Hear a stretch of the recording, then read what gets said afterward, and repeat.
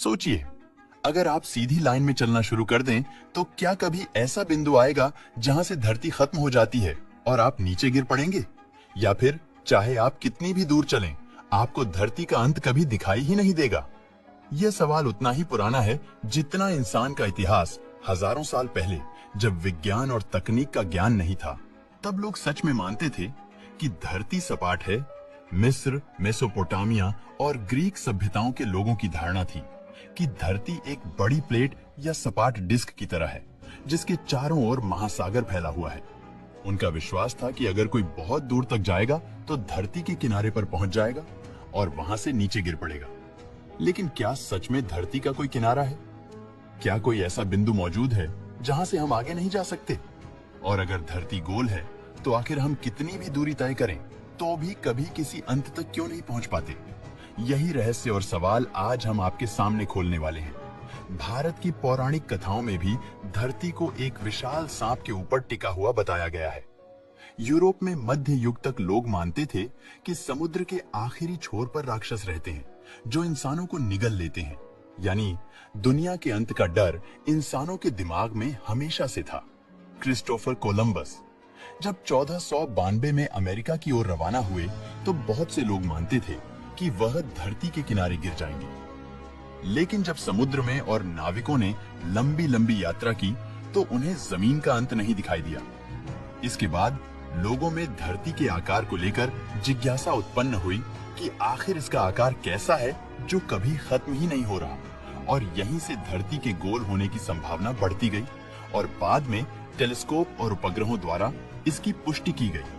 हालांकि धरती के दो स्थान ऐसे हैं जिन्हें आप इसका छोर कह सकते हैं, क्योंकि इसके आगे जाना मतलब किसी खतरे से कम नहीं है। धरती के दो पॉइंट जिन्हें नॉर्थ और साउथ पोल के नाम से जाना जाता है। नॉर्थ पोल जो कि समुद्र के बीचों बीच है और इसी समुद्र के पास नॉर्वे देश मौजूद है। इस देश के पास एक सड़क है जिसका नाम E69 है।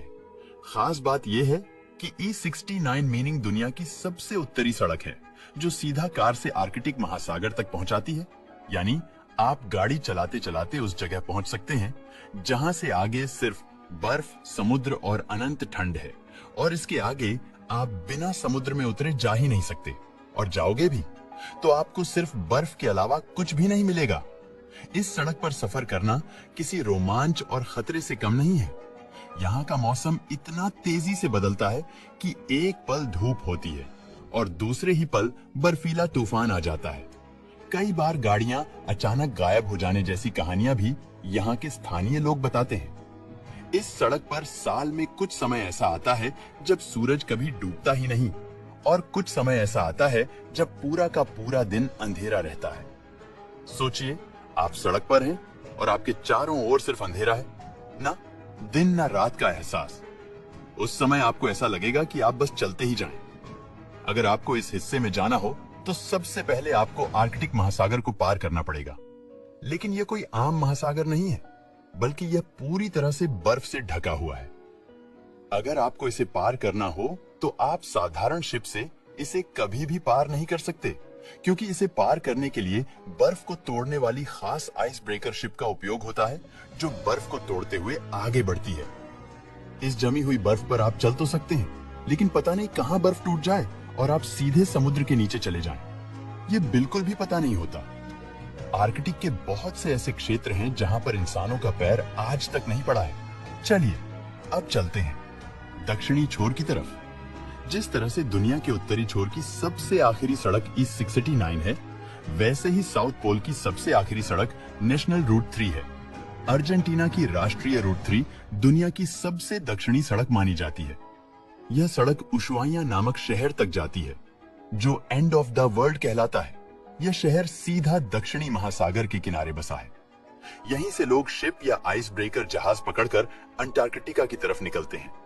साफ तौर पर चाहे आप उत्तर ध्रुव को पार करो या दक्षिण ध्रुव को पार करो, आपको आगे समुद्र ही दिखाई देगा और फिर वही जमीनी भाग साफ तौर पर दुनिया का अंतिम छोर है ही नहीं। लेकिन आपके लिए अंतिम छोर यही तो सड़क है। उम्मीद है कि यह वीडियो आपको पसंद आया होगा।